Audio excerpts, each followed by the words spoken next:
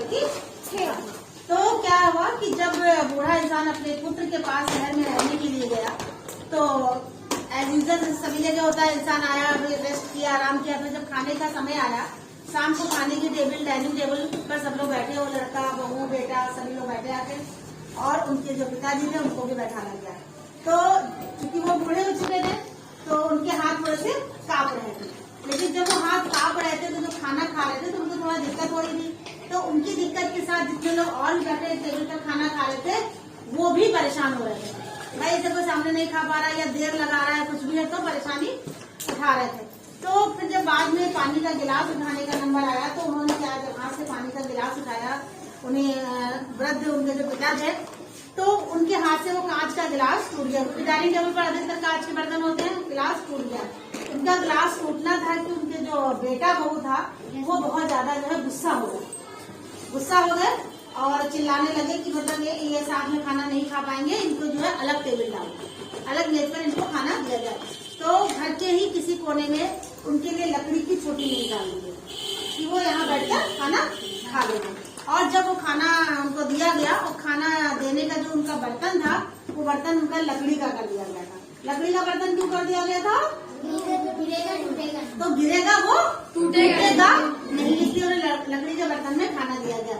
ये सारी जो घटनाएं हो रही थी, उनका छोटा बेटा जो मुश्किल से 6-7 साल का भी नहीं होगा वो सब देख रहा था। खैर कोई बात नहीं, खाना हुआ, सब लोग खाए और अपने अपने बिस्तर पर चले गए, आराम करने लगे। अगले दिन उनका जो बेटा था वो लकड़ी के छोटे छोटे टुकड़ों से कुछ बना रहा था। तो उनके जो पिताजी निकले और उससे पूछने लगे कि बेटा तुम क्या बना रहे हो? तो उसने कहा कि मैं वो मेज बना रहा हूँ जिस पर जब आप और मम्मी जब बूढ़े हो जाएंगे तो वहाँ बैठकर खाना खाएंगे, इसलिए हम वो मेज तैयार कर रहे हैं। तो इस जो वाक्य है इससे क्या सिद्ध होता है, क्या पता चलता है आपको कि वो जो लड़का था वो लकड़ी की मेज क्यों बना रहा था? हाँ ठीक से बताओ, पहले तो बताओ, बहुत अच्छी बात पूरी समझ में। बाबा और दादी में जहाँ पे बाबा खा रहे हैं वहाँ पे मैंने वो खाया।